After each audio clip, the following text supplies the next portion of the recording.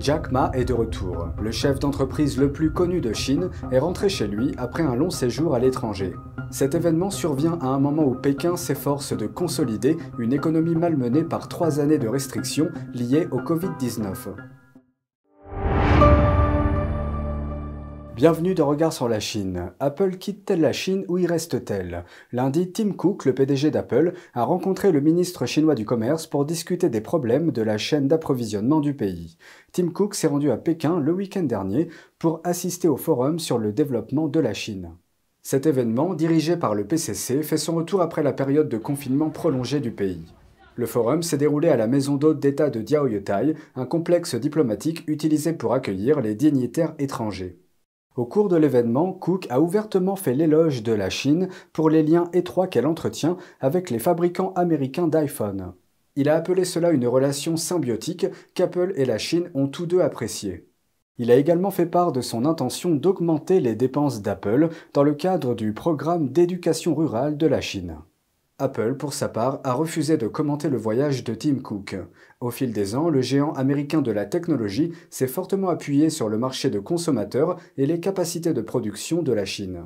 Mais face à l'escalade des tensions entre Washington et Pékin, Apple a cherché à réduire la dépendance de sa chaîne d'approvisionnement envers la Chine. La société transfère également une partie de sa capacité de production en Inde. L'année dernière, la Chine a imposé la politique du zéro Covid-19 à l'échelle nationale, qui s'est traduite par des confinements généralisés. Cette politique a suscité la colère des travailleurs chinois, ce qui a entraîné de graves perturbations dans la plus grande usine d'iPhone au monde. Cette dernière est gérée par Foxconn, le fournisseur d'Apple. Le chef d'entreprise le plus connu de Chine est rentré chez lui.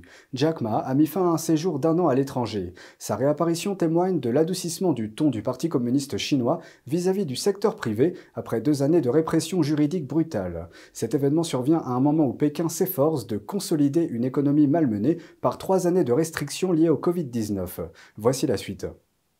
Le fondateur d'Alibaba, Jack Ma, est rentré en Chine après avoir passé plus d'1 an à l'étranger. Il refait surface dans une école qu'il a fondée à Hangzhou, où se trouve également le siège du titan du commerce électronique. Les voyages de Ma à l'étranger, notamment au Japon et en Australie, ont été perçus comme un reflet de la prudence des entreprises privées chinoises. L'un des hommes d'affaires les plus véhéments du pays a quitté la scène publique après avoir critiqué les autorités de régulation financière chinoises en 2020. Certains considèrent ces commentaires comme le catalyseur qui a déclenché une vaste campagne de répression juridique de Pékin à l'encontre des entrepreneurs du secteur technologique. Ces derniers mois, les autorités chinoises ont déclaré qu'elles avaient mis fin à cette répression et qu'elles allaient au contraire soutenir le secteur. Toutefois, les entrepreneurs chinois ont déclaré qu'ils considéraient la décision de Ma de rester à l'étranger comme un facteur nuisant à la confiance.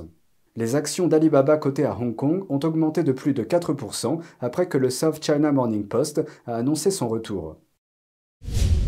Taïwan perd un autre allié diplomatique au profit de la Chine, cette fois-ci c'est le Honduras.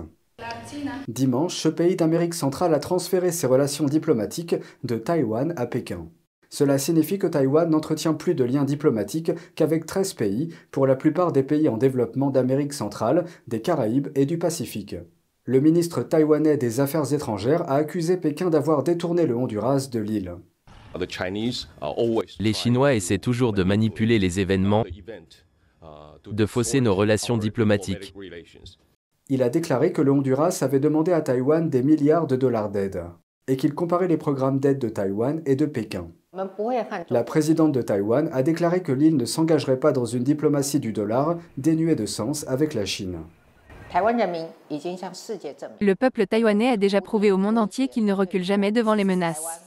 La coopération et les liens de Taïwan avec ses alliés et les pays de même sensibilité, destinés à promouvoir conjointement le bien-être et la sécurité au niveau international, ne feront que s'accroître et non diminuer. Selon un expert, la diplomatie du dollar de Pékin ne ferait qu'accroître l'aversion des Taïwanais pour la Chine et n'effraierait pas les partisans de l'actuel parti au pouvoir à Taïwan. Ce parti adopte une position ferme vis-à-vis de son voisin communiste. Les efforts de Pékin pour que les alliés de Taïwan changent de reconnaissance diplomatique, en particulier ceux d'Amérique centrale, ont un impact réel sur les États-Unis. Ces pays se trouvent dans l'arrière-cour de l'Amérique. Cela aggrave les conflits entre les États-Unis et la Chine. Taïwan a annoncé la fermeture de son ambassade et de son consulat au Honduras. Depuis que l'administration Trump n'est plus au pouvoir, Pékin se voit offrir un champ plus large pour lancer ses opérations d'influence aux États-Unis. L'une de ses tactiques les plus récentes consiste à exploiter les médias locaux. Voici la suite. Le China Daily, principal organe de propagande du Parti communiste chinois, paie cher des publicités dans plus d'une douzaine de journaux américains. Ces annonces ressemblent beaucoup à des articles d'opinion. D'après son dernier enregistrement auprès du ministère américain de la Justice, le China Daily a dépensé plus de 1,2 million de dollars pour sa publicité.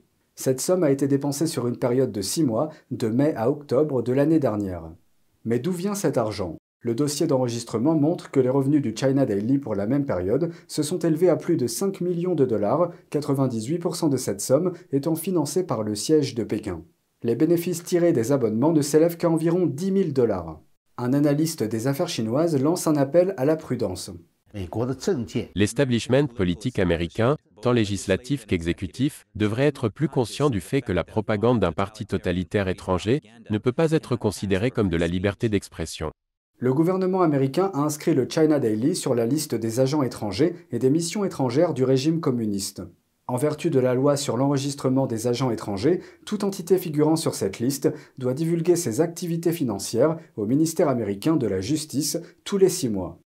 Au fur et à mesure que de nouveaux détails sont apparus, l'ancien secrétaire d'État américain Mike Pompeo a donné un exemple de réaction. Il a déclaré que le département d'État avait désigné 6 autres sociétés de médias basées en Chine comme des missions étrangères. Toutes opèrent aux États-Unis. Il a expliqué que cette mesure visait à contrer la propagande des pays communistes. Il a ajouté à l'époque que la décision ne visait pas à restreindre ce que les médias peuvent publier aux États-Unis, mais, je cite, à garantir que le peuple américain puisse faire la différence entre les informations publiées par une presse libre et la propagande distribuée par le Parti communiste chinois lui-même. Mais il semble que la propagande d'État maquillée en articles d'opinion ne soit pas le seul problème. Les médias d'État chinois ont également contribué à influencer les élections américaines.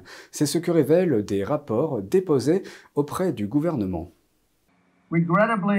Malheureusement, nous avons découvert que la Chine a tenté d'interférer dans nos futures élections de 2018. À l'époque, Donald Trump avait tweeté « La Chine fait paraître des annonces de propagande dans The Des Moines Register et d'autres journaux en les faisant passer pour des informations ».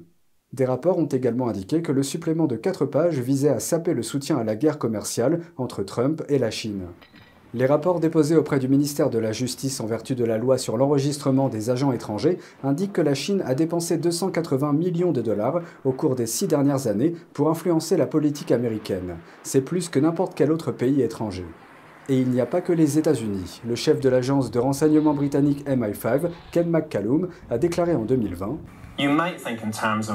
On pourrait penser que les services de renseignement russes sont à l'origine d'épisodes de mauvais temps, tandis que la Chine change le climat. En Asie, des situations similaires se sont produites à l'approche de l'élection présidentielle de 2020 à Taïwan. Des sources avancent que les autorités chinoises auraient donné l'ordre aux médias locaux de promouvoir le candidat favorable à Pékin. Bien que ce candidat ait perdu, Pékin a intensifié d'autres efforts d'influence à Taïwan, y compris la désinformation en vue des élections de 2022. C'est tout pour aujourd'hui, merci d'avoir suivi Regard sur la Chine. On se retrouve demain pour une nouvelle émission, prenez soin de vous et à bientôt.